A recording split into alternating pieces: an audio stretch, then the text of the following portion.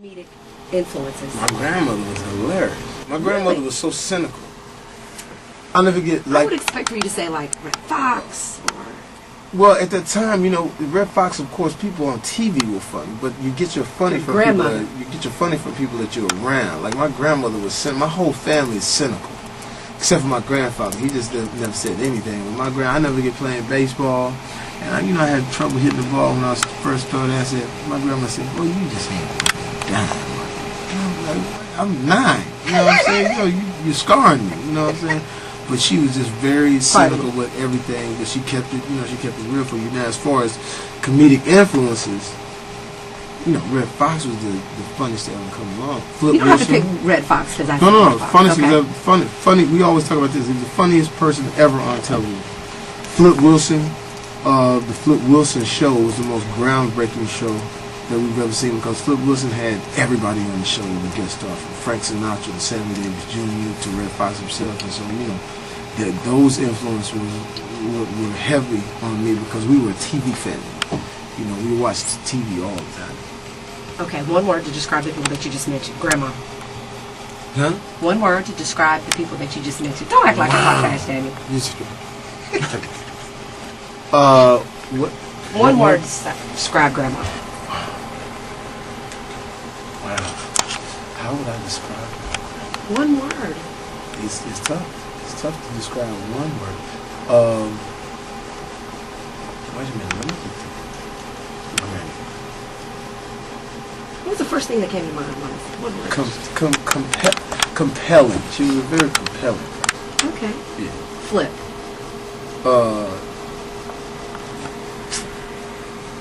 Pioneer. Red Fox. Your uncle. He was like the funny uncle. Okay. So, when you were brought into this world, what were you named? I was named Eric Bishop. How did you get the stage name Jamie Foxx? Eric Bishop to Jamie Foxx. Well, for one, like my father, when I was born, my father was Daryl Bishop. Then he changed his name to Shahid Abdullah because he became Muslim Nation of Islam. Okay. My grandmother never called him that name. He would say, "My name is Shahid." I ain't calling you Shahid. I call you what your name is. And then the way I changed my name, I was like trying to get on the stand-up circuit in LA. So you would write your name down on the list, and they would pick randomly from the list.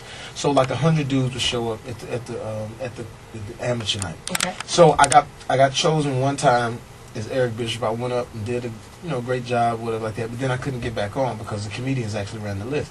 But I go to this other place, and there would only be like 2 or 3 girls that would show up. 100 guys show up, but they would put the girls on all the time because they needed to break up the monotony. So I wrote down all these unisex names: Stacey Green, Tracy Brown, Jamie Foxx. So all these different unisex names. The guy calls out Jamie Foxx. "Is she here?" I said, "No, that's me." He said, "All right, you're going up first." And at that time, they were taping Evening at the Improv. Okay. So they threw me up as one of the sacrificial lambs because they didn't know, they'd never seen my act. So with all these heavy hitters, I'd go up and get a standing ovation. Get the standing ovation. People are running up, "I can't wait to see you on television." I said, "No, I'm not on television. I'm actually just a filler." So the guys was like, "Oh, that kid Jamie Foxx," and so that's when it started. And then plus too, I like the name because women like to say, names like that. I don't know how to explain that, but like names like Sean and Jamie and Stacy, some of the women sort of gravitate. Because you can whine when you can say it. Jamie, yeah, there you Sean. You can drag it out. Yeah. You guys like that. Yeah, you do too. Okay, let's go back to Terrell, Texas. And I got to tell you this story. Before you got on The Living Color, Shireen, you grew up with her with Terrell. Shireen Spencer. We went to the University of Texas together. I had a huge crush on Shireen. You had a crush on Shireen? Ooh. She never told us she had a crush on her. Massive. So she pledged AKA. Wow. And she was best friends with one of my sorority sisters, and we're Deltas. Yeah. So she came and she said, "Oh, my boy's going to go up and try out for In Living Color." Wow. So she comes back and she said, "Oh, he did good in that round. He's going to go to the next round." And we were like, cool, she's telling the story. Yeah. So, you got it. Yeah. And the night that you made your debut on In the Living Color, the whole campus shut down, and we were in the sorority house, and we were like waiting to see Jamie because she built the story. Yeah. And we were all like, "That's it, he's funny. How crazy is that? That was the crazy. Listen, that was the crazy. First, I was on a show called Rock before In Living Color. Okay. And I call home to everybody, and you know how about small towns are. That boy out there doing drugs. I ain't heard from him in the longest. You know, because I had dropped out of college or whatever like that. Charles Dutton Rock? Charles Dutton Rock. You know that was a story based on Baltimore. Yeah, I know. Okay. That's where. Oh, I'm sorry. I'm telling you your other show. Because at first it was. You read the trigger. No. At first it was called Rock and Reggie. Okay. It's Rock and Reggie. And you were Reggie. No. Hilarious. But the dude Reggie wasn't funny. Like they tried him, he just wasn't funny. So they ended up firing him. Okay. But what happened? They hired me, and I called home, told everybody, "Yo, I'm about to blow up. It's on the chain. I'm on this show called Rock. Wait till you see it. You know, gather the whole city, get the villagers, the whole nine. It's going down." And for some reason, my manager at the time got into it with Rock. Oh, good night. But it was about some other stuff. It was some other personal stuff, and I was like, man, I hope you don't blow it for me. And next thing you know, I'm doing good in the whole process, leading up to the pilot. But they're firing people left and right. They fired like 3 or 4 people, and they got right to my chair, and they let me do the pilot. I did the pilot, and then when I did the pilot, there was the argument, the whole thing, and they cut me out of the pilot. So the pilot coming on. So I really went crazy. Well, you got your shot, Living Color. Sure. What did you do? Do you remember to get the role? You know what? I was terrible for the first 4 or 5 rounds. Really? Terrible. Absolutely terrible. I was not going to be on the Living Color at all. And they got down to 5 of us. Yvette Wilson, who went on to be on, other TV shows and everything like that. And then there was 3 other people. And then they said, listen, Keenan wants to see you guys do stand-up.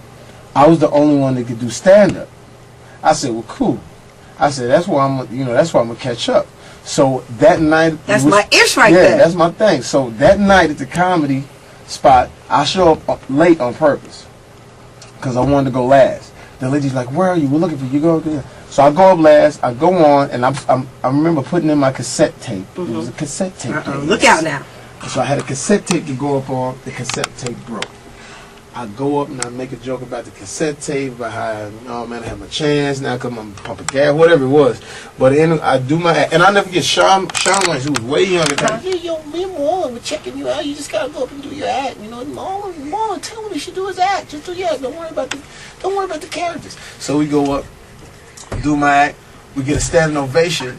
And then you look out, there's Jim Carrey standing up, there's David Allen Greer standing, there's other people, and I said, wow, I think this is I think this is an indication. So then I'm in my apartment with no furniture, this little babe I just met on the first date, whatever. I said, I'm up for this little thing called Living Color. It's during the day, one of the daytime dates. I get the phone call. Because you didn't really have no job, so you I had had plenty no time in the daytime. you know what I'm saying? So we hanging out, they called me, they said, I got the job. I moved the girl in my house right there. I said, yo, let's live together. I got a job. So. Is this girl end up being your baby mama? No. I just asked you. She was very beautiful, but she was maybe the dumbest girl I had ever went out with in my entire life. And she used to do this.